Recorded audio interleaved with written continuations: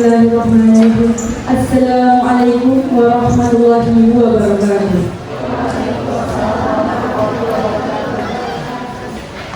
Alhamdulillah, wassalatu wassalamu ala rasulillah wa ala alihi wa sahbihi wa mawala. Wala hawla wala quwwata illa billah. Asyhadu an la ilaha illallah wa asyhadu anna Muhammadan abduhu wa rasuluhu sallallahu alaihi wasallam. La nabiyya wa la bakar. Yang terhormat Kepala SMK Negeri 3 Payakumbuh, yang sama-sama kita hormati Bapak Ibu unsur pimpinan. Selanjutnya, Bapak Ibu CGP Angkatan 11 SMK Negeri 3 Payakumbuh. Selanjutnya, Bapak Ibu SMK Negeri 3 Payakumbuh. Segala puji bagi Allah Subhanahu yang telah melimpahkan nikmat dan rahmatnya kepada kita semua, sehingga kita masih bisa melangkahkan kaki menuju Allah ini.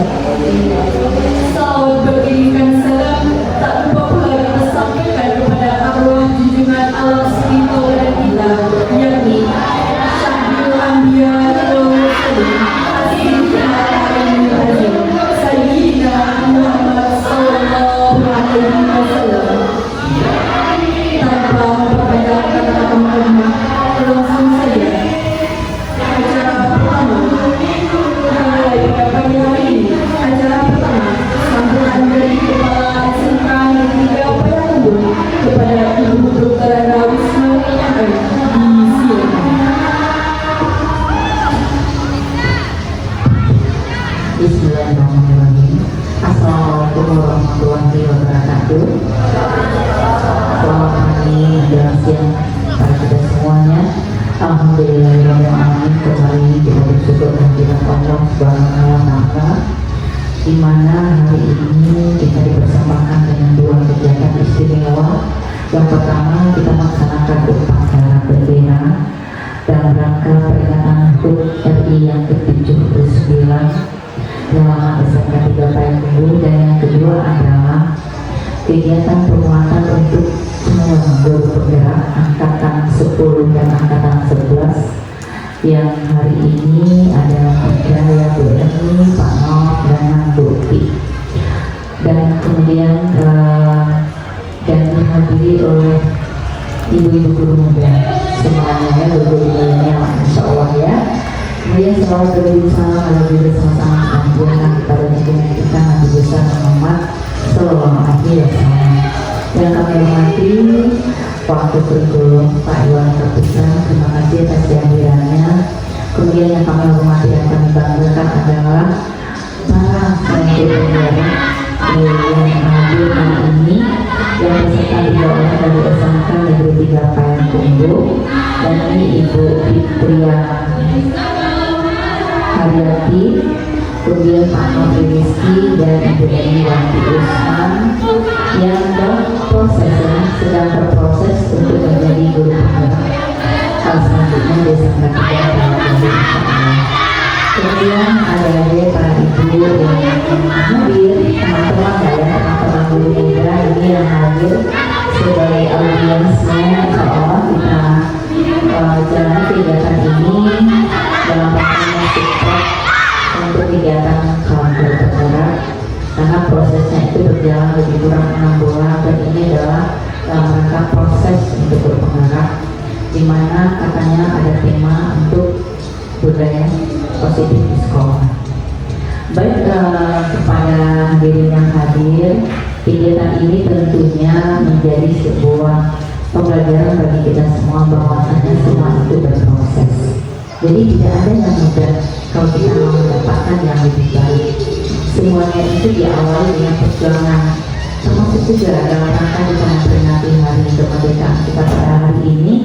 Betapa bangga dan bahagianya kita bisa hadir bersama-sama, walaupun itu di SMK 3 Payakumbuh menjadi salah satu bagian, dan secara nasional di mana-mana hari ini pemerintah Republik Indonesia menyelenggarakan, baik itu di Istana Negara yang hari ini dilaksanakan di IKN ya, di Istana Negara, Republik Indonesia yang berpusat di Kalimantan. Tepatnya apa Pak Wakil? Daerahnya ada yang tahu? Kalimantan Tengah. Ya, jadi IKN itu kepanjangan dari ibu kota negara yang berada di Kalimantan Tengah. Dan hari ini para pejabat negara berada di situ untuk menyelenggarakan Hari Kemerdekaan Republik Indonesia. Dan kita hari ini masuk di kegiatan kedua, yaitu untuk mensupport kegiatan guru penggerak yang nantinya tentu ini lebih kepada panel atau bagaimana nih satu-satu ya. Jadi satu-satu, jadi nanti audiens boleh bertanya ya, boleh memberikan komentar atau bagaimana ya. Kita tunggu nanti dari para pematerinya yang hari ini ada bertiga, itu nantinya kita bersama-sama mendapatkan satu pencerahan atau satu pembahasan dalam pembelajaran. Bahwasanya guru penggerak itu adalah program pemerintah melalui Kemendikbud Republik Indonesia yang mungkin melalui pidatonya tadi yang dibacakan, yang kami bacakan salah satu inti di situ ada guru penggerak. Jadi guru penggerak itu adalah pemimpin pembelajaran di kelas, ya, pemimpin pembelajaran di kelas, pemimpin di sekolah, dan bahkan bisa menjadi kepala sekolah, bisa menjadi pengawas sekolah. Jadi guru penggerak itu bukan semata-mata belajar terus kita mendapatkan sertifikat dan kemudian lalu kita menjadi guru, tapi ada pengembangan karir, pengembangan kompetensi diri di dalam guru itu, bahwa guru itu satu profesi yang memang profesi istimewa. Profesi istimewa kenapa? Karena guru itu adalah orang yang diduduk dan dipilih, di mana guru harus menguasai 4 kompetensi. Salah satu di antaranya adalah kompetensi kepribadian. Artinya untuk menjadi guru tentunya harus memiliki kepribadian yang tertekun. Ketika nanti guru mengatakan karakter kepada peserta didik, tentunya guru terlebih dahulu sudah menguasai, sudah memiliki dan mengimplementasikannya di dalam pembelajaran. Jadi salah satu kompetensinya adalah kepribadian. Jadi kepada guru penggerak yang hari ini berproses, tentu itu harus kita kuasai. Seperti apa kepribadian guru yang secara idealnya ketika kita berhadapan di sekolah dengan siapa, dengan semua sumber daya manusia yang ada, baik di peserta didik, baik di teman-teman guru, baik dengan yang lain, sepertinya mungkin ada tenaga kependidikan juga di sekolah. Jadi bukan hanya dengan satu sumber daya manusia, tapi dengan banyak jenis dan tingkatannya yang ada di sekolah. Terkecil kita bisa pendidikan di SMK Negeri 3 Payakumbuh. Nah, kepribadian yang bagaimana? Jadi kepribadian yang bisa dituju dan ditiru, karena katanya guru itu orang yang dituju dan ditiru. Nah, kemudian lagi tentunya di dalam hal menjadi guru penggerak ada di situ namanya kompetensi profesional. Kompetensi profesional tentu bagaimana guru menjadi orang yang profesional di bidangnya.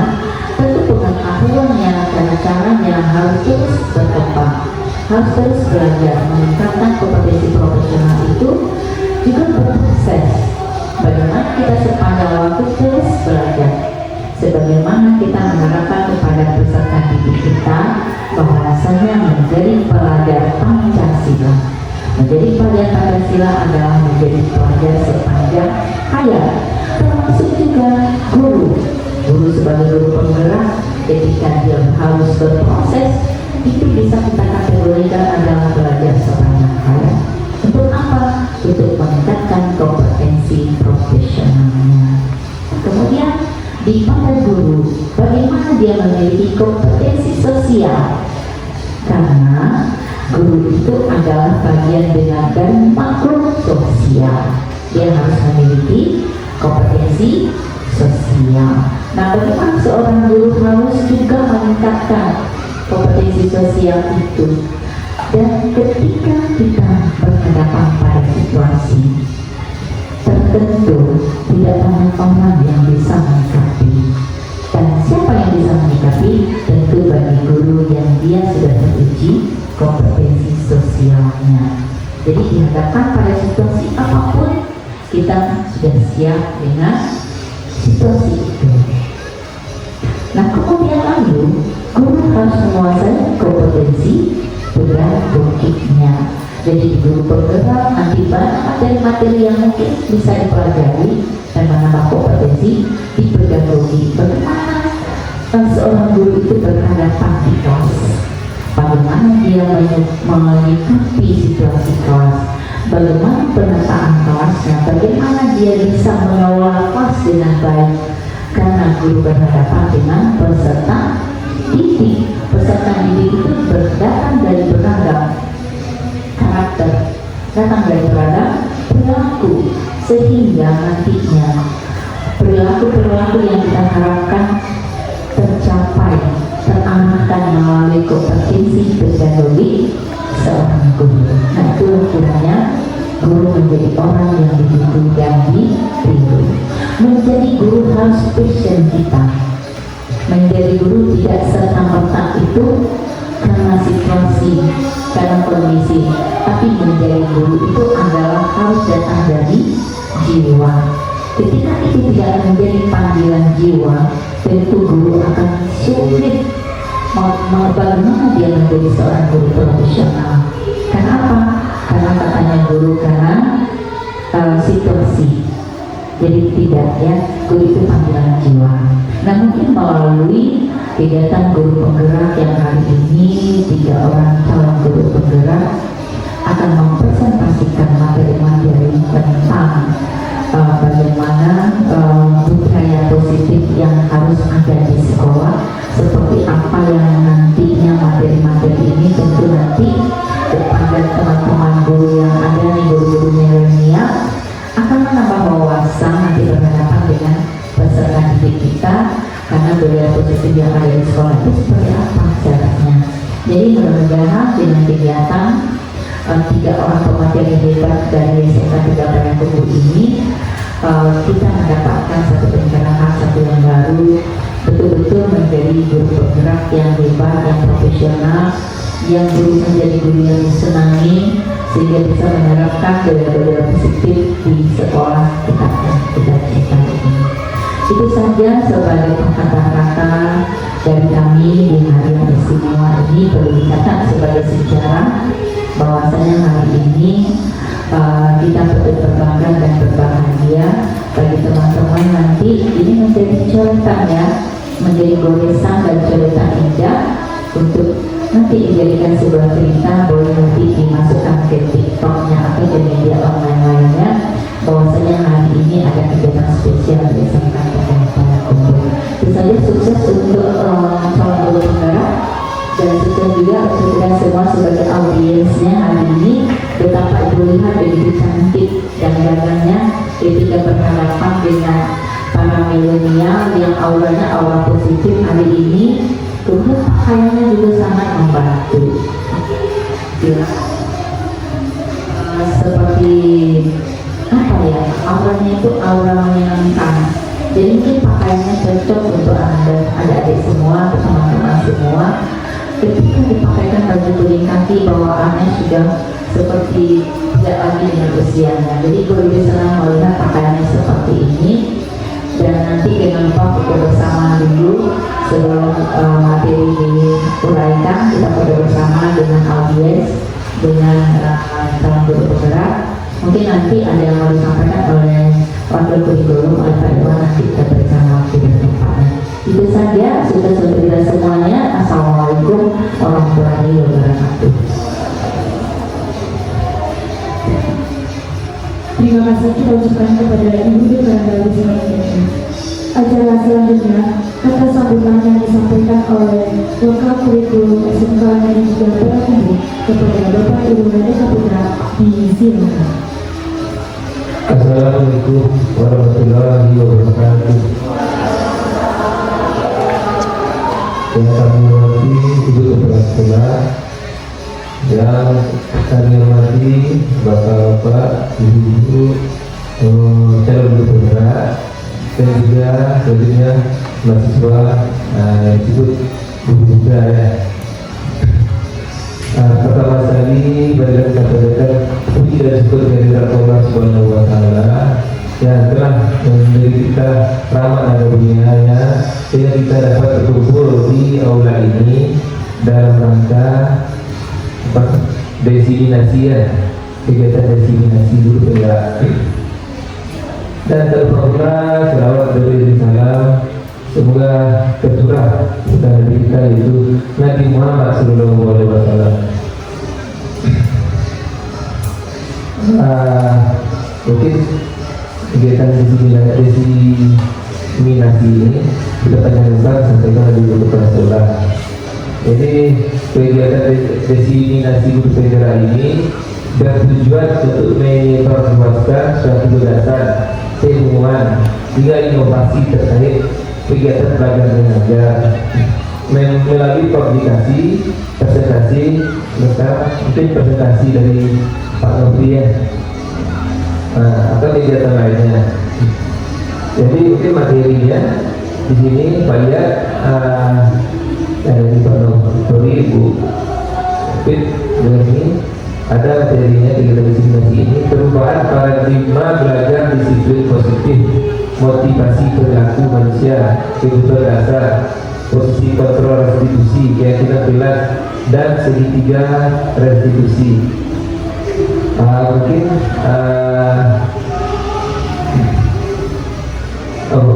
calon bapak-bapak dan ibu guru penggerak, mungkin akan menyampaikan presentasinya. Kita materi yang tersebut tadi. Mungkin ini pengalaman bagi mahasiswa.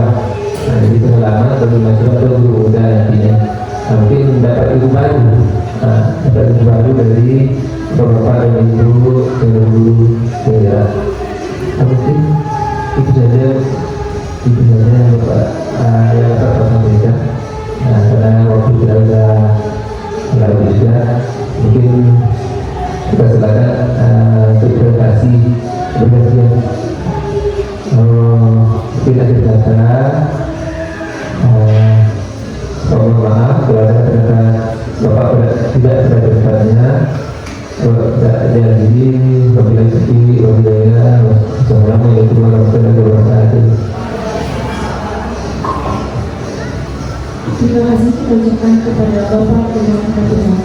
Acara selanjutnya pemaparan materi budaya positif oleh Bapak Nofri Reski SSPD. Kepada Bapak Nofri Reski disilakan. Bismillahirrahmanirrahim. Assalamualaikum warahmatullahi wabarakatuh. Yang terhormat Ibu Kepala SMK Negeri 3 Prayakumbu, yang sama-sama kita hormati Bapak Iwan sebagai Wakakurikulum SMK Negeri 3 Prayakumbu, kemudian rekan sejawat calon guru penggerak angkatan 11 dan seterusnya Bapak Ibu guru yang hadir pada pagi hari ini, di mana telah menyempatkan untuk datang yang nanti akan berserta dalam desiminasi budaya positif yang sebentar lagi akan saya sampaikan. Baiklah, izin Ibu Kepala di bawah Pak untuk menyampaikan materi ini. Namun sebelumnya, kira-kira kita masih semangat ya Bapak Ibu.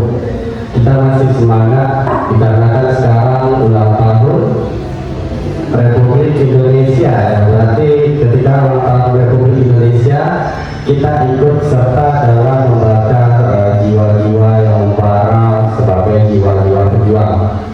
Setuju ya Bapak Ibu? Oke, setuju. Kalau setuju berarti Bapak Ibu sekarang kan tidak ada santai-santai kan? Ya, satu kesatian lah Bapak Ibu. Belum tahu? Insya Allah tahu. Oke, kita coba dulu sedikit.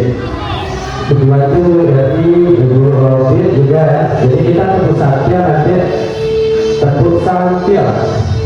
Ampu sulo, ampu tidak, duo ampu satya. Nah seperti itu Bapak Ibu. Tapi tepuknya harus berbunyi ya. Jangan bertepuk sebelah kanan Bu. Susah nanti. Oke. Ya, oke Bapak Ibu kita coba ya. Campur santia. Ambu. Ambu. Dua. Oke, apa? Oke, mantap sekali Bapak Ibu. Tepuk tangan untuk kita semua. Baiklah Bapak Ibu, pada kesempatan pagi ini saya akan memaparkan materi. Saya Nofri SKS SPG, guru Bahasa Indonesia SMK Negeri 3 Payakumbuh.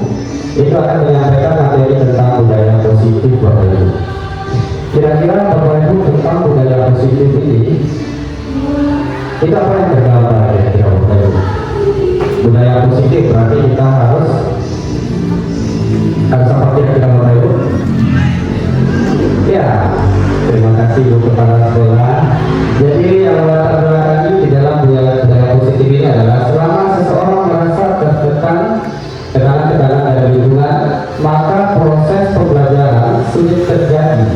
Dan salah satu tanggung jawab kita sebagai pendidik adalah menghilangkan atau mencabut gangguan-gangguan yang menghalangi proses pengembangan potensi murid. Jadi di sini dijelaskan Bapak Ibu ada tekanan-tekanan. Bapak Ibu merasa nggak ketika kita di SD belajar dulu ada nggak mendapatkan sebuah pengalaman, apakah itu dicubit dulu ya, atau dimarahi, dipukul dengan rol? Pernah kan Bapak Ibu? Tidak pernah. Oh berarti ibu-ibunya sudah menerapkan budaya positif waktu SD ya Bu. Oke. Ada yang pernah Bapak Ibu? Pernah ya Pak? Ya Pak Din pernah? Tidak. Oh berarti sudah generasi Z ya. Kita yang pernah ya mungkin. Kita pernah, itu pernah ya. Dilempar pakai kapur ibu kepala sekolah waktu itu. Dilempar pakai kapur. Berarti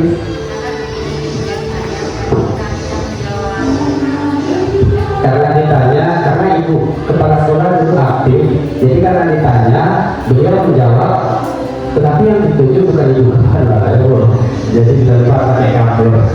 Jadi terlalu aktif ibu kepala sehingga sekarang menjadi kepala SMK Negeri 3 Payakumbuh. Tepuk tangan kita semua. Oke, selanjutnya itu untuk itulah menciptakan lingkungan positif perlu dilakukan agar terbentuk budaya positif. Budaya positif terwujud melalui lingkungan yang aman, nyaman, akan memberikan murid kesempatan dan kebebasan untuk berproses, belajar belajar ini agak salah ya Bu. Jadi kita belajar lagi sehingga tidak terulang kesalahan tersebut dalam menyerap suatu pembelajaran seperti itu. Nah, jadi sekarang kan kita sudah mulai melihat ya Bapak Ibu, kalau di dalam belajar itu kita harus berpihak kepada siswa, bukan kita memaksakan kehendak dari guru. Nah, jadi sekarang kan kita mulai itu. Oh ini di SMK Negeri 3 Payakumbuh ada siswa yang hobinya randai, kita sediakan ekskul randai dengan pembinaannya. Kemudian ada lagi yang hobi taekwondo, kita juga sediakan. Kemudian ada yang hobi pasti seperti tadi Bapak Ibu. Kan bagusnya Bapak Ibu, ketika upacara sudah seperti upacara di Istana Negara, kita karena pastinya sudah di luar gerbang, kemudian masuk ke dalam gerbang. Setuju ya Bapak Ibu? Bagus sekali Bapak Ibu. Oke, selanjutnya Bapak Ibu, itu di sana ada tujuan mewujudkan budaya positif. Tentu kita budaya positif ini kita bertujuannya apa? Ya kan? Apa tujuannya? Yang pertama itu membentuk keyakinan kelas terlebih dahulu. Bapak Ibu pernah nggak melakukan membuat keyakinan kelas? Kira-kira apa itu keyakinan kelas? Sepertinya ini. Izin menjawab, kalau bentuk keyakinan kelas itu kayak kita itu meyakinkan anak atau kita memahami situasi juga, atau kita membentuk dulu supaya anak tersebut nyaman dan aman belajar dengan kita itu ya. Terima kasih Bu Maisa, benar sekali ya Bapak Ibu. Jadi kita memahami dulu keadaan kelas kita, karena masing-masing individu itu mereka berbeda-beda. Ada dia yang hobinya ketika belajar cuma visual saja, ada yang audio saja, ada yang audio visual, ada yang sukanya berkeliling-keliling saja,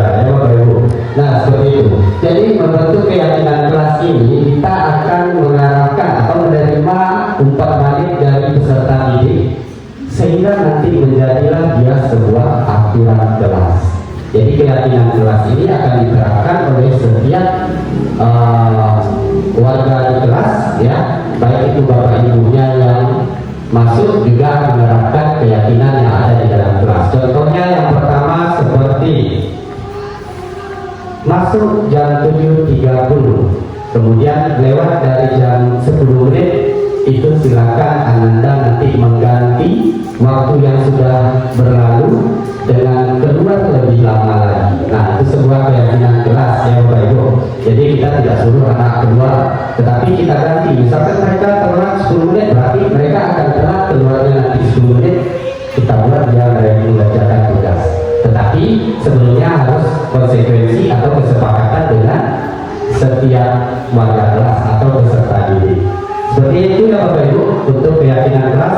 Kemudian yang kedua, mungkin dilarang, kita tidak menggunakan kata dilarang, ya, dianjurkan memakai sepatu berwarna hitam untuk keseragaman. Nah, jadi kita sampaikan demikian. Kalau ada usul dari anak lagi, kemudian kita bilang nanti, ya Bapak Ibu, kemudian kita sepakati secara bersama. Kemudian yang kedua, tujuannya menentukan motivasi internal melalui penerapan disiplin positif. Nah, jadi kita harus menemukan motivasi. Bagaimana nanti kita memancing siswa itu untuk membuat sebuah keyakinan kelas.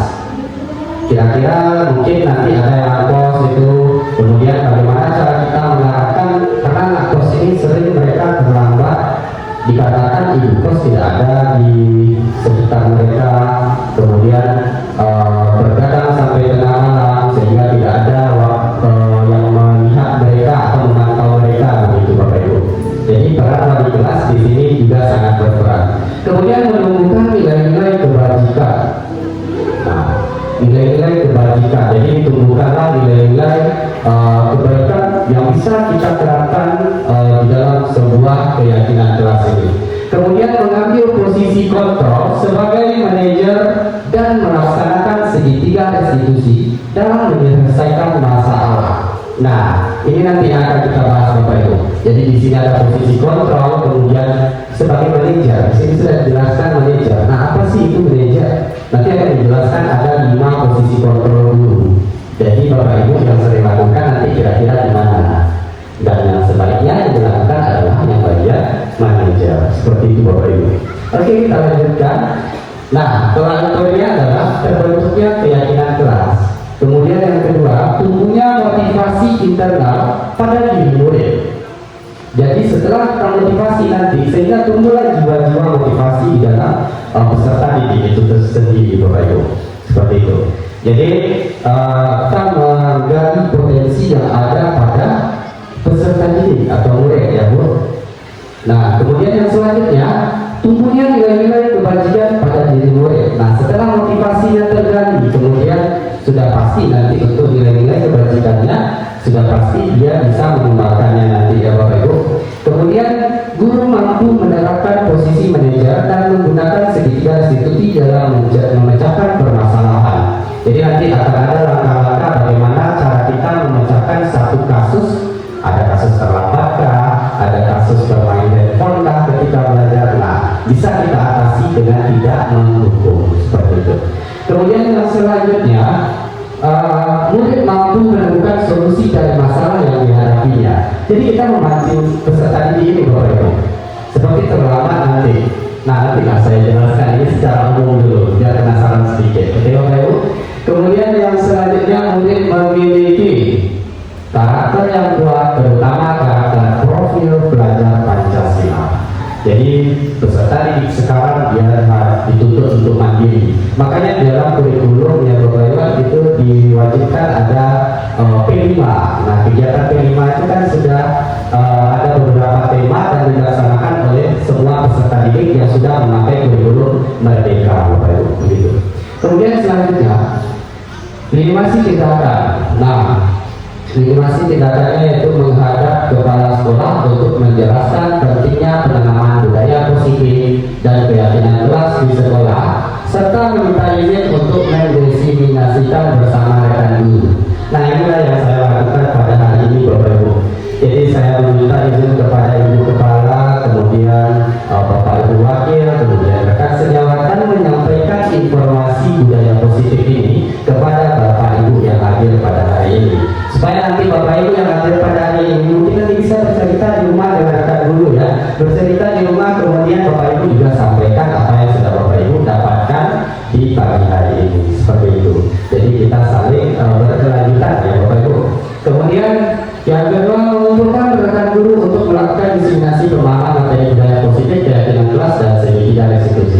ini akan dijelaskan nanti. Kemudian berkoordinasi dan berkolaborasi dengan wali kelas untuk membuat keyakinan kelas di kelas masing-masing.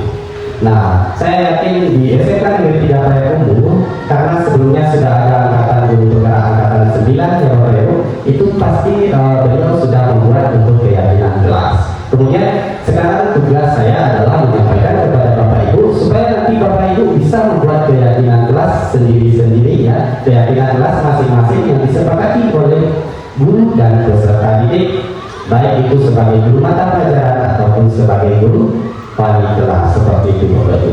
Kemudian yang selanjutnya memantau, merefleksi dan evaluasi keyakinan kelas yang telah dibuat. Jadi semua informasi atau keyakinan kelas itu kita terima dulu Bapak Ibu. Si A bilang begini, si B bilang ini, Pak, tak boleh cabut Pak, oke kita catat. Pak, tak boleh bawa HP Pak, catat. Pak, tak boleh besok tanggal B Pak, oke catat. Kemudian apa lagi Bapak Ibu? Pak, tak boleh PR Pak, catat. Nah, jadi nanti kita mulai dalam ini merefleksi, mengevaluasi. Jadi kita evaluasi mana seharusnya. Di dalam keyakinan kelas tidak boleh menggunakan kata tidak. Nah, seperti itu. Jadi bagaimana cara kita nanti menyampaikan kepada siswa tidak boleh membawa HP, misalkan seperti itu. Jadi kita ganti kata-katanya nanti setelah kita evaluasi dengan cara begini. HP dipergunakan ketika dipersilakan, ketika disuruh oleh guru. Nah, seperti itu. HP dipergunakan atau dikondisikan sesuai dengan fungsinya. Nah, bagus ya Bapak Ibu kata-katanya. Jadi tidak. Nah, kalau tidak itu kan kita langsung tidak. Nah, seperti itu. Jadi tidak ada kata larangan di sana, tetapi dia yang sebenarnya itu melarang. Seperti itu. Kemudian selanjutnya dukungan yang diperlukan, yang pertama itu dalam acara ini diseminasi ya Bapak Ibu, dukungan dari kepala sekolah dan guru serta murid agar tindakan yang telah disusun dapat dilakukan secara lancar dan menyeluruh. Nah, saya kira dukungan kepala sekolah sudah sangat mendukung ya Bapak Ibu. Kenapa? Karena seperti yang Bapak Ibu lihat, laptop yang saya pakai ini adalah laptop Ibu Kepala Sekolah sendiri, karena laptop saya rusak. Ya, saya berterima kasih sekali kepada Ibu Kepala Sekolah yang telah memfasilitasi guru penggerak angkatan 11 ini. Kami bertiga difasilitasi oleh sekolah, begitu juga dukungan dari Bapak Wakil sehingga dapat menghadirkan Bapak Ibu pada pagi hari ini. Kemudian dukungan dari Bapak Ibu juga, support dari Bapak Ibu juga, buktinya Bapak Ibu datang ke aula SMK Negeri 3 Payakumbuh ini. Tepuk tangan untuk kita semua Bapak Ibu. Ya, terima kasih. Yang selanjutnya sarana dan prasarana untuk menumbuhkan budaya positif di sekolah. Nah, kalau sarana dan prasarana budaya positif di sekolah juga sudah difasilitasi oleh sekolah, seperti menghadirkan untuk membuat jadwal piket, nanti diberikan kertas-kertas, kemudian karton ya Bapak Ibu, sebagai sarana dan prasarana penunjang dalam pembuatan budaya positif di sekolah ini. Kemudian orang tua dalam melakukan budaya positif di rumah. Nah, dari kelas, kebetulan Bapak Ibu saya wali kelas di 10 perhotelan 4, itu saya langsung membuat grup Bapak Ibu. Jadi di dalamnya itu ada siswa, ada guru mata pelajaran, dan ada orang tua. Jadi nanti kami menyampaikan informasi itu langsung tembus kepada orang tua Bapak Ibu. Jadi kapan anaknya hadir itu saya membuatkan absen ya, saya membuatkan absen itu yang dipegang oleh sekretaris ya, sekretaris kelas. Kemudian setelah itu Bapak Ibu, ketika guru mengabsen di depan, sekretaris mengabsen di belakang. Setelah absennya selesai, diminta para guru yang mengajar kemudian dimasukkan ke dalam grup. Jadi kita tahu mana anak yang sengaja terlambat, mana anak yang betul-betul terlambat. Kalau mereka sengaja terlambat, itu orang tuanya langsung nanti menghubungi saya sebagai wali kelas Bapak. Oh Pak, anak saya sudah datang dari jam 7 tadi Pak berangkatnya. Kenapa belum sampai Pak? Silakan Ibu telepon anak Ibu, di mana anak Ibu sampainya. Tentu itu jawaban wali kelas ya Bapak Ibu, karena yang di rumah mengetahui adalah orang tua. Tetapi ketika sudah berada di sekolah anak tidak ada, itu kami akan cari, saya akan cari informasi baik itu di kedai atau di mana. Nah, itu salah satu kolaborasi dalam melakukan budaya positif di rumah dengan.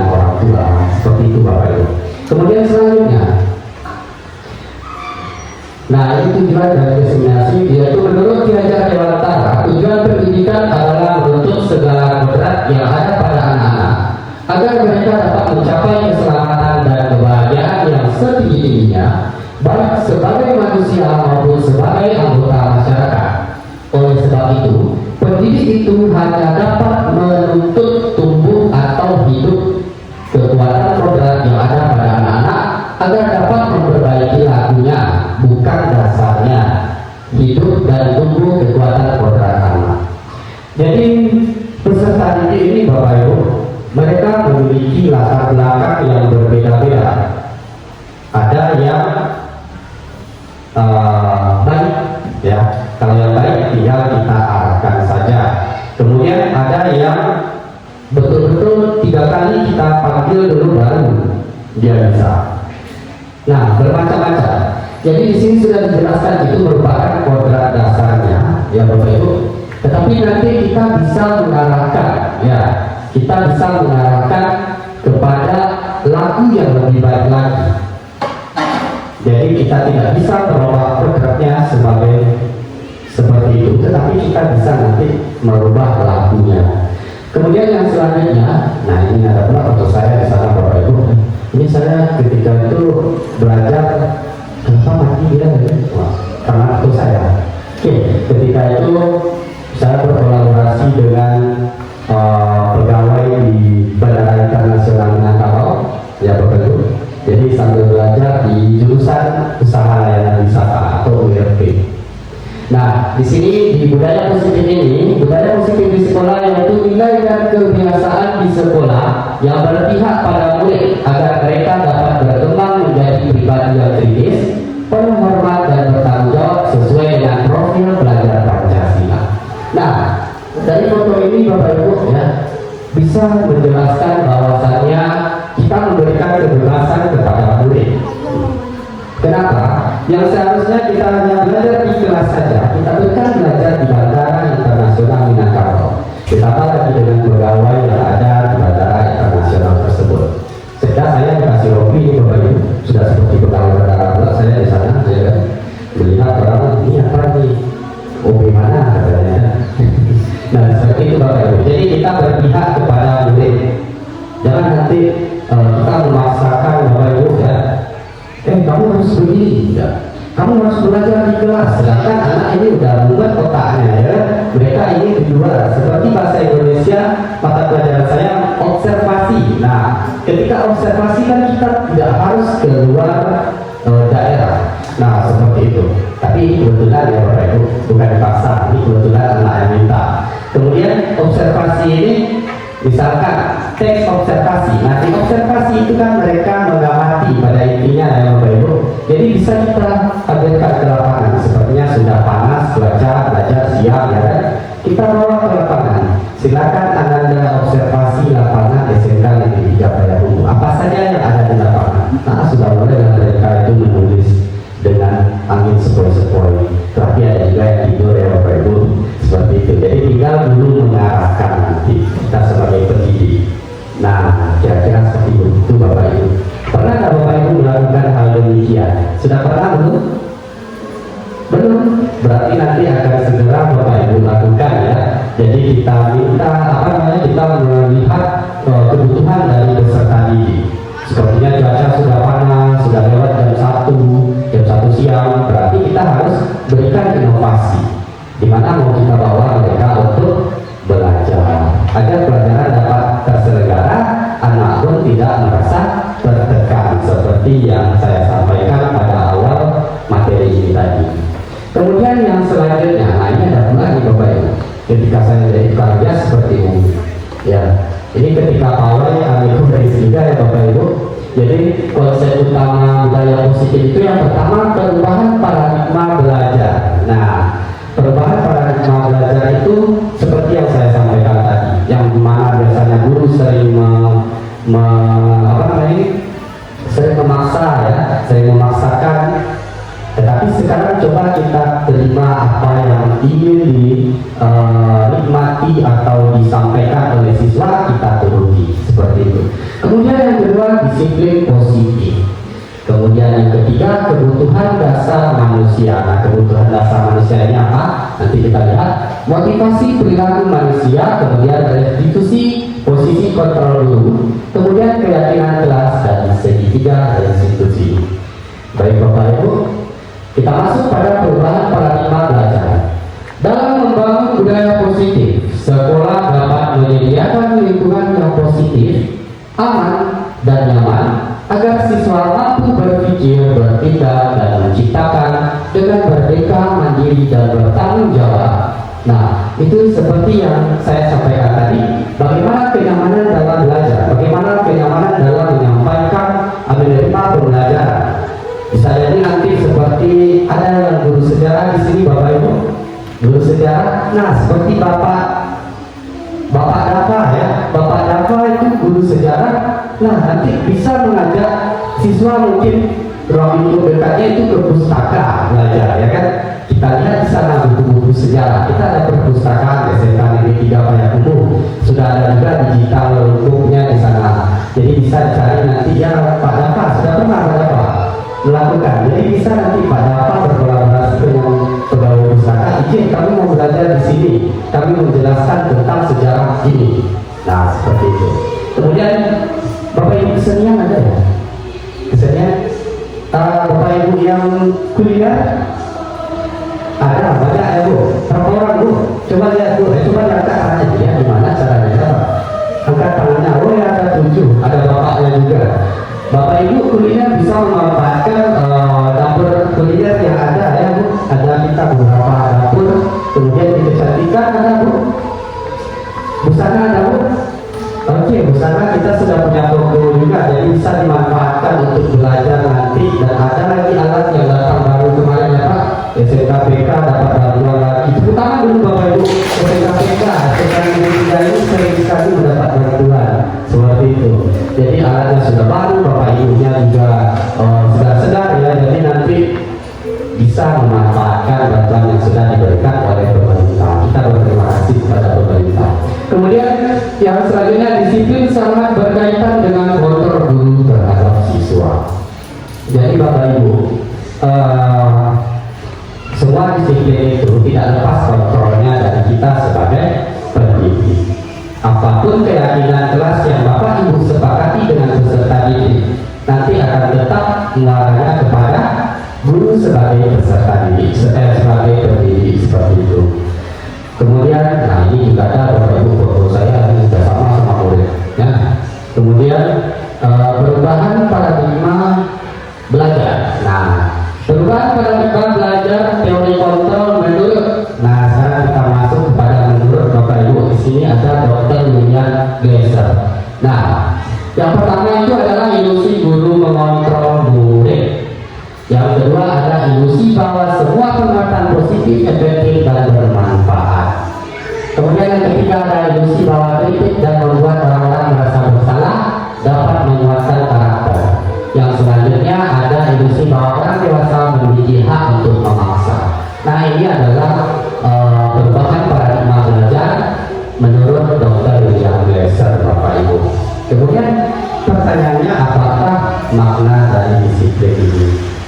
Yang pertama itu yaitu disiplin yang pertama berasal dari bahasa Latin disiplina yang artinya belajar.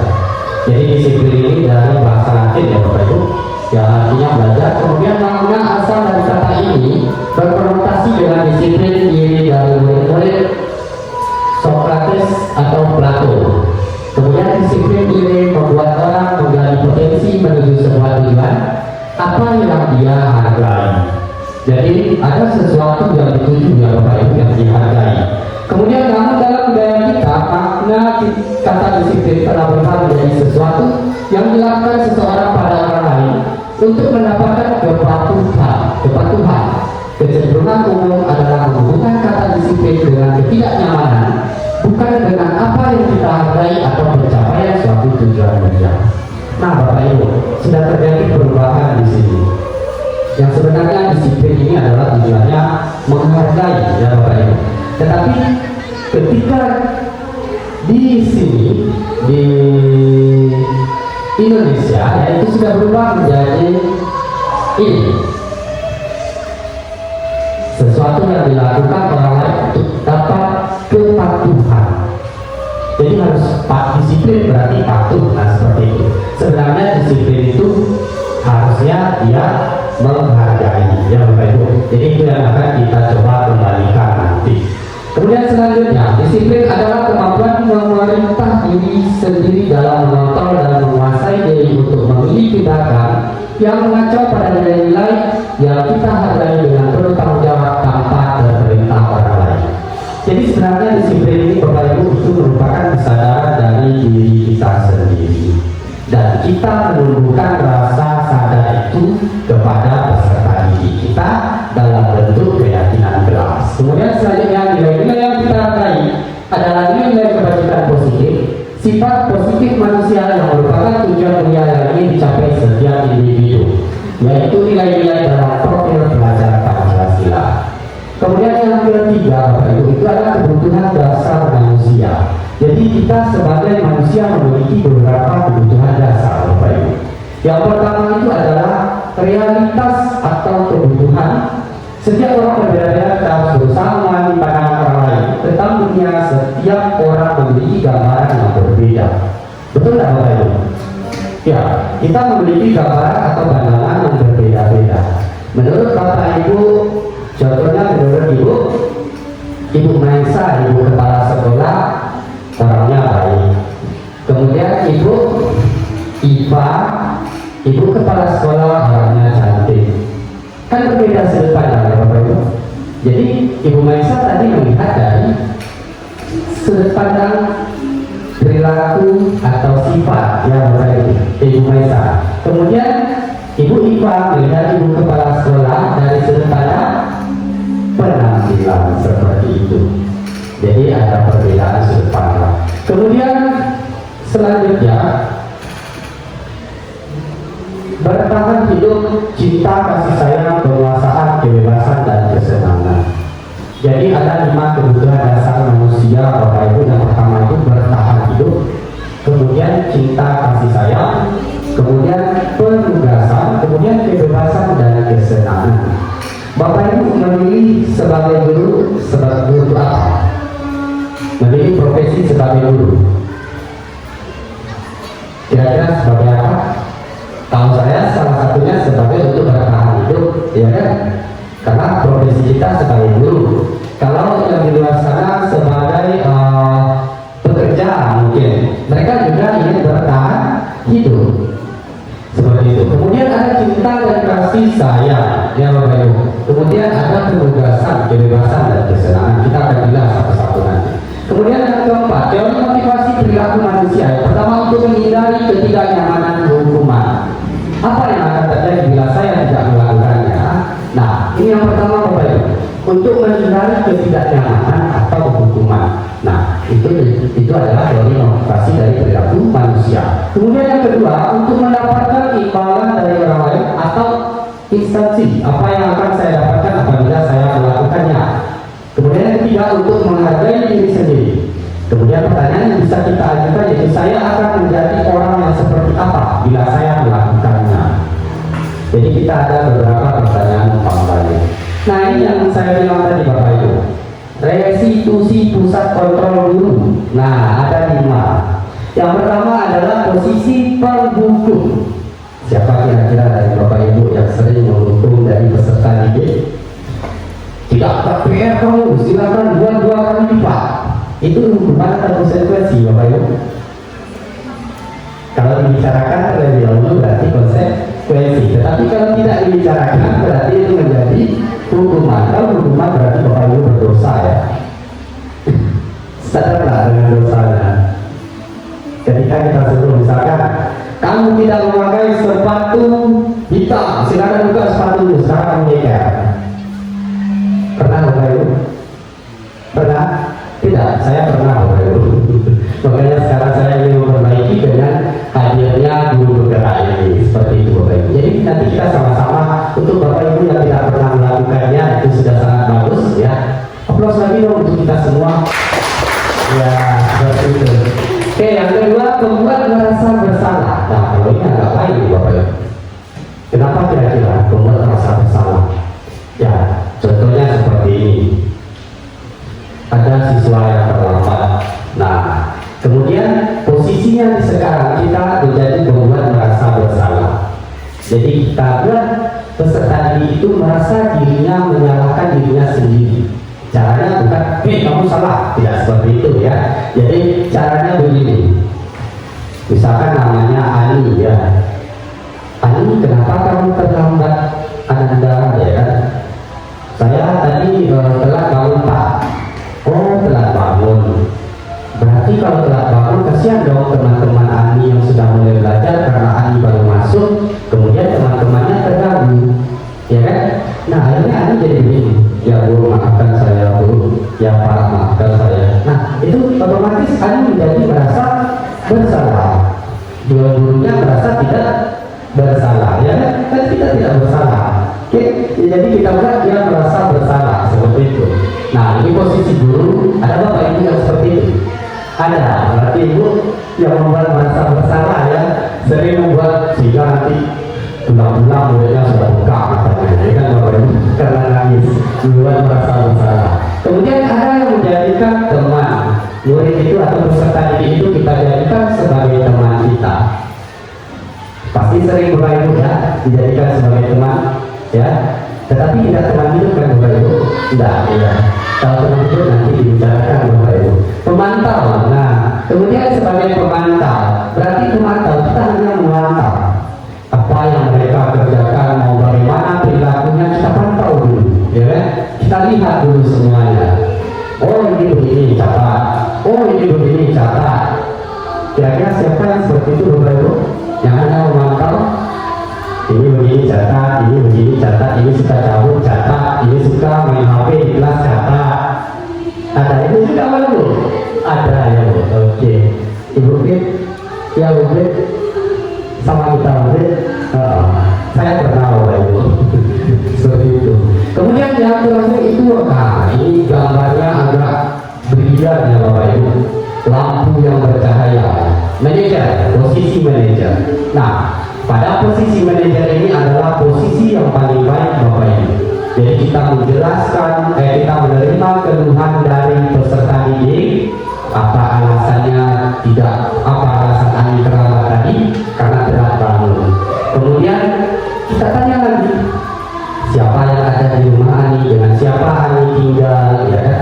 Oh saya tinggal sendiri Bu, orang tua saya sedang di luar kota. Saya tinggal sendiri Pak, orang tua saya sedang di luar kota, ya kan? Nah, oke, kalau Ani tinggal sendiri, kira-kira jam yang pas untuk anak sekolah itu tidurnya jam berapa? Kira-kira jam berapa Pak Taslim? Jam 10 ya Pak Taslim. Jadi Pak Taslim bilang jam 10, betul Bapak Ibu. Jadi kalau bisa jam 9 itu mereka sudah istirahat ya Bapak Ibu. Kemudian kita tanya seperti itu, jam berapa Ani tidur? Jam 12 Pak. Oh jam 12, itu sudah jam anak sekolah tidur atau belum? Ya kan? Belum Pak ya. Kalau anak sekolah jam berapa tidurnya Ani? Jam 9 Pak katanya ya kan. Oh begitu, berarti mulai besok Ani harus tidur jam 9 supaya Ani tidak telat bangun ya. Kadang Ani telat juga Pak, sudah jam 9 tidur katanya. Kenapa seperti itu? Karena tidak ada orang tua yang bangunin Pak ya kan. Nah, oh tidak ada orang tua yang bangunin. Ani punya handphone nggak? Ya kan, kita berikan solusi. Ani punya handphone nggak? Punya Pak, ya kan? Nah, berarti nanti Ani harus hidupkan alarm ketika sholat subuh.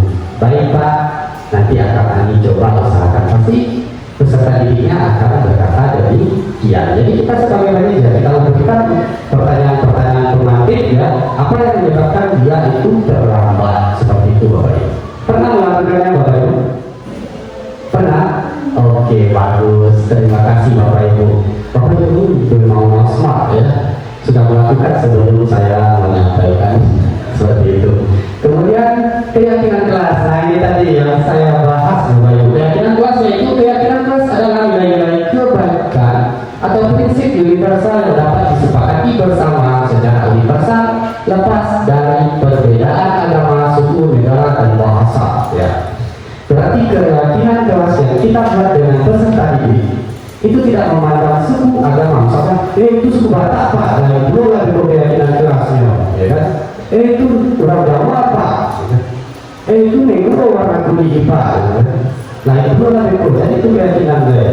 Jadi kita samakan semua persepsinya sehingga muncullah satu keyakinan kelas yang harus disepakati oleh semua warga di kelas tersebut. Kemudian menurut dosen PPI 8, suatu keyakinan kelas akan lebih memotivasi seorang dari dalam intrinsik. Dari dalam berarti intrinsik ya Bapak Ibu. Seseorang akan lebih bersemangat untuk menjalankan keyakinan daripada hanya sekedar mengikuti peraturan. Jadi kalau kita sudah memberikan kebebasan kepada peserta didik untuk membuat keyakinan kelas, otomatis nanti mereka pasti akan menjalankan tidak dengan paksaan lagi. Ya Bapak Ibu, karena sudah maunya mereka, maunya peserta didik, bukan maunya kita sebagai pendidik seperti itu. Baik, selanjutnya ada segitiga restitusi. Sudah kenal Bapak Ibu dengan segitiga restitusi?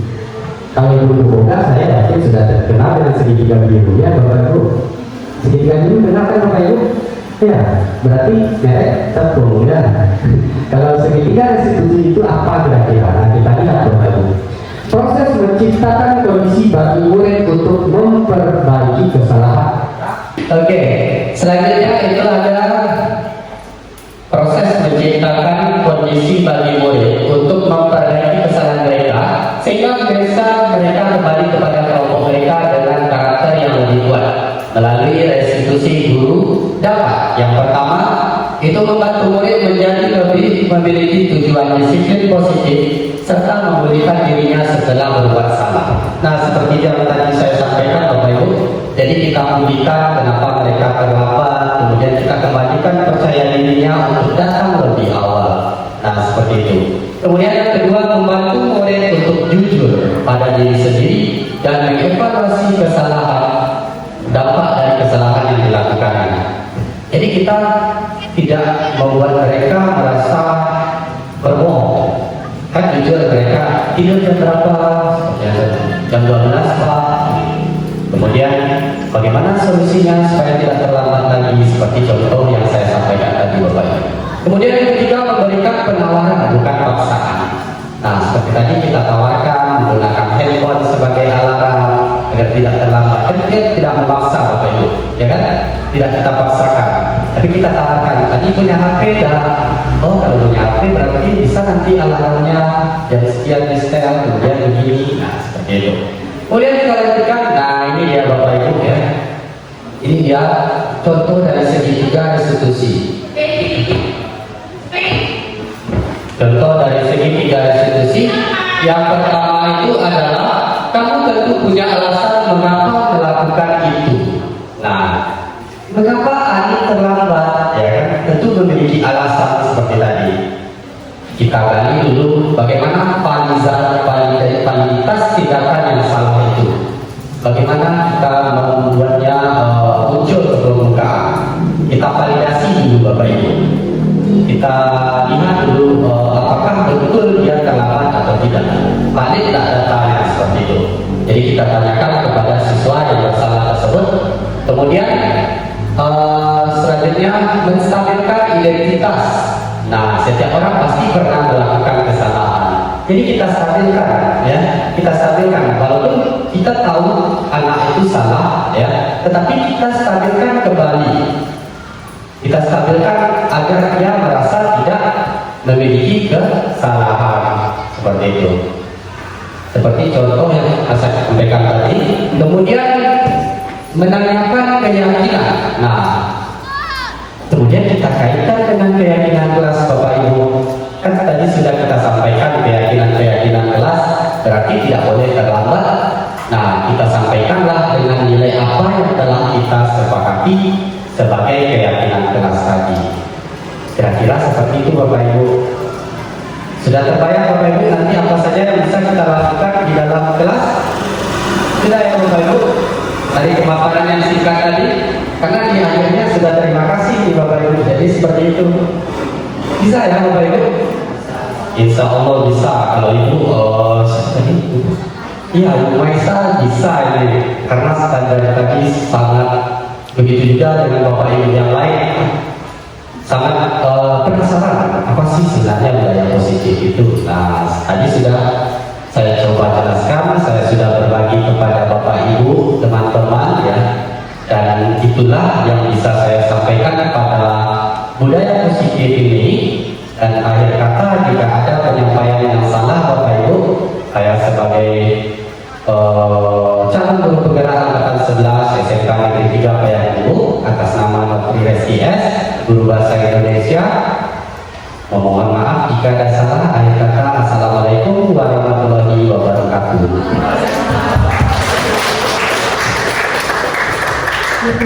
Terima kasih kita ucapkan kepada Bapak Konferensi yang sudah memberikan pemaparan materi tentang budaya positif. Dengan berakhirnya acara kita hari ini, maka berakhir pula acara kita pada hari ini.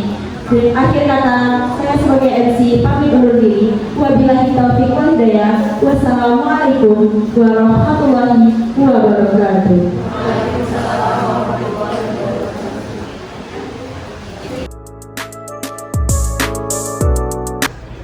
Sekarang hari Kamis, kemarin hari Rabu ya. Hari Rabu, kenapa hari Rabu Alkindo cabut? Terus izin kemana? Izin makan. Kemudian itu jam pelajaran siapa? Jam BK tu lah. BK. Kemarin tanggal berapa?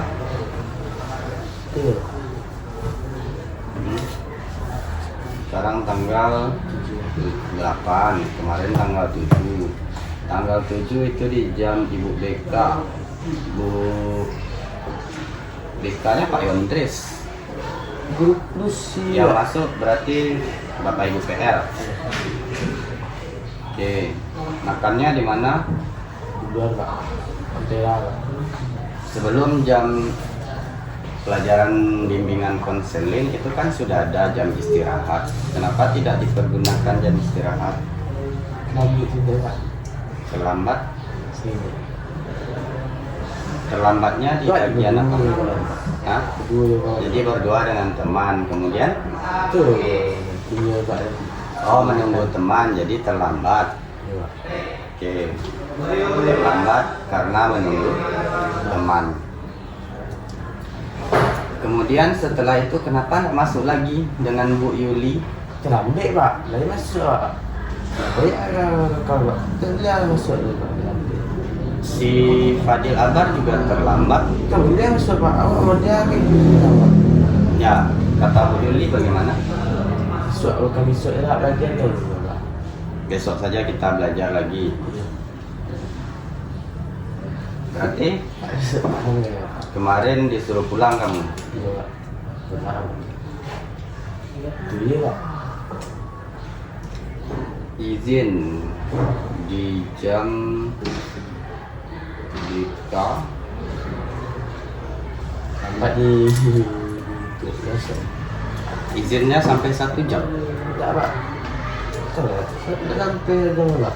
Berarti jam BK itu berapa jam belajar? Tahu lah Pak. Ini jam BK, kemudian terlambat di jam Bu Yuli.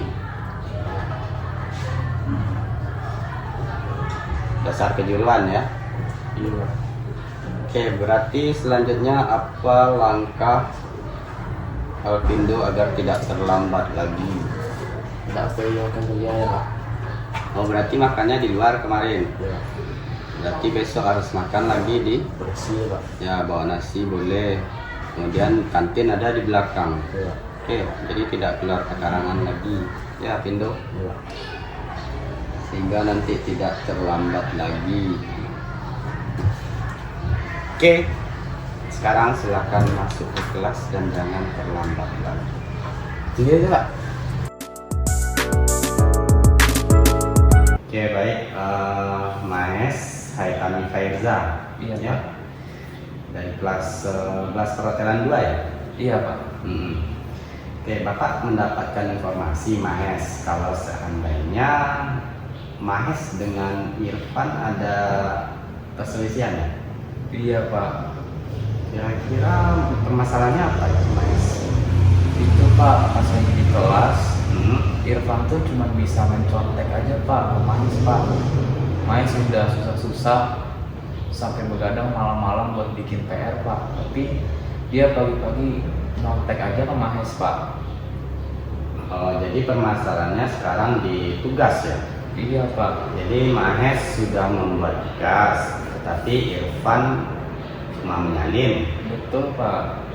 Mungkin Irfan ini kali lupa mengerjakan, kemudian dia minta bantu atau gimana ceritanya? Enggak Pak, Irfan tuh udah sekitar 1 semester gitu terus Pak. Oh, Kalau Mahes pernah ngelawan bilang gak mau ngasih, tapi malah dikatain pelit sama dia Pak. berarti dibilang pelit. Iya Pak. Jadi karena dibilang pelit, kemudian Mahes emosi, kemudian Mahes bapak dengar menyobek buku Irfan. Iya Pak, itu udah 1 semester, emosinya tuh udah terluapkan aja itu Pak. Baik.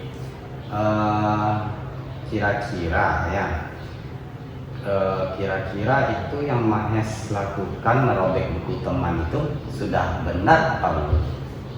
Tidak sih Pak, Mahes kebawa emosi pas itu Pak. Kebawa emosi ya. Nah, ketika kebawa emosi, kalau bapak di posisi Mahes, bapak juga akan demikian ya. Cuma kembali lagi kita kepada ini, di kesepakatan kelas kita bagaimana kira-kira? Dengan teman itu bagaimana? Harus saling menghormati Pak, Ya, saling menghormati, kemudian saling saling menghargai, menyayangi ya. Iya Kan itu betul Pak. kesepakatan kelas kita kan. Betul Pak. Nah, kemudian sekarang kan Irfannya jadi rugi juga ya. Bukunya disobek. Nah, kemudian Mahes berarti Mahes kira-kira melanggar kesepakatan kelas yang mana? Kesepakatan kelas yang harus saling menghormati, menyayangi, dan membantu satu sama lain Pak di kelas Pak. Baik, boleh nanti membantu boleh ya, tapi tidak kita menunjukkan secara keseluruhan seperti itu. Mungkin belajar bersama ya kan, belajar bersama, belajar kelompok ya, membahas soal seperti itu. Jadi saling membantu ya. Iya betul Pak. Kemudian untuk itu kalau seandainya tadi kan Mahes sudah sobek tuh buku, kira-kira kesepakatan kelas itu menghargai ya kan? Iya Pak. Nah, apa yang harus Mahes perbaiki kira-kira supaya tidak terjadi yang demikian langsung menyobek kan, menyobek buku Irfan? Mungkin Mahes harus bisa lebih mengontrol emosi Pak, dan daripada menyobek mungkin Mahes harusnya mengajak dia untuk belajar bersama dan mengerjakan tugasnya bersama aja Pak. Nah, iya. Kan berarti Mahes sudah paham ya dikaitkan dengan kesepakatan kelas kita, kemudian apa langkah yang terjadi. Memang kita kalau emosi memang demikian, jadi kita harus berpikir kembali bagaimana cara kita mengontrol emosi tersebut. Kemudian antara Mahes dan Irfan nanti tidak ada perselisihan lagi karena kita satu kelas, satu keluarga ya. Iya Pak. Oke, jadi itu yang perlu diperbaiki nanti ke depan, emosinya lagi dikontrol seperti itu. Oke Mas, Oke baik Pak. sekarang silakan Mas lanjutkan pelajaran ya. Nanti silakan maaf-maafan dengan Irfan ya. Oke, silakan Mas. Oke, terima kasih Bapak. Ya. Maaf mengganggu ya Pak. Ya nggak apa-apa. Oke.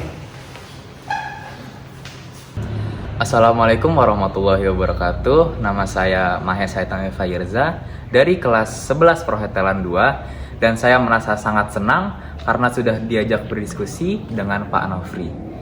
Dan juga saya sudah belajar bagaimana cara mengontrol emosi dan menyesuaikan perilaku saya dengan apa yang disepakati di kelas atau kesepakatan bersama. Saya berterima kasih sangat banyak kepada Pak Nofri karena sudah mengajak saya berdiskusi. Dan terima kasih. Wassalamualaikum warahmatullahi wabarakatuh. Assalamualaikum warahmatullahi wabarakatuh. Perkenalkan, saya Wismani, Kepala SMK Negeri 3 Payakumbuh, SMK Pusat Keunggulan. Dalam hal program pemerintah melalui Kemendikbudristek Republik Indonesia, di mana telah mencanangkan guru penggerak di seluruh Indonesia, SMK 3 Payakumbuh menjadi bagiannya, di mana ada beberapa orang yang telah menjadi guru penggerak Dan hari ini di angkatan 10 dan 11 itu sudah ada 3 calon guru penggerak yang pada kesempatan penampilannya salah satu diantaranya adalah Bapak Nofri Rizky yang mencoba mengapresiasikan dirinya sebagai calon guru penggerak yang kami lihat sungguh luar biasa, di mana pada kesempatan presentasi tentang budaya positif, bagaimana budaya-budaya positif itu harus diterapkan di sekolah, bukan hanya untuk guru penggerak tapi untuk semua guru-guru yang ada di Indonesia, termasuk bagiannya adalah tentunya guru penggerak. Nah, mudah-mudahan dengan adanya program guru penggerak akan membentuk guru-guru hebat di seluruh Indonesia, termasuk juga bagian guru dari SMK 3 Payakumbuh. Semoga semua sekolah yang ada di Indonesia menjadikan sekolah-sekolah hebat, melahirkan guru-guru hebat, dan melahirkan pemimpin-pemimpin hebat, serta meluluskan peserta didik hebat sebagai pelajar Indonesia. Mungkin itu, semoga saja nanti dengan adanya guru penggerak yang telah berhasil, bagaimana bisa bergerak, menggerakkan, dan terus bergerak untuk Indonesia hebat. Itu saja. Assalamualaikum warahmatullahi wabarakatuh.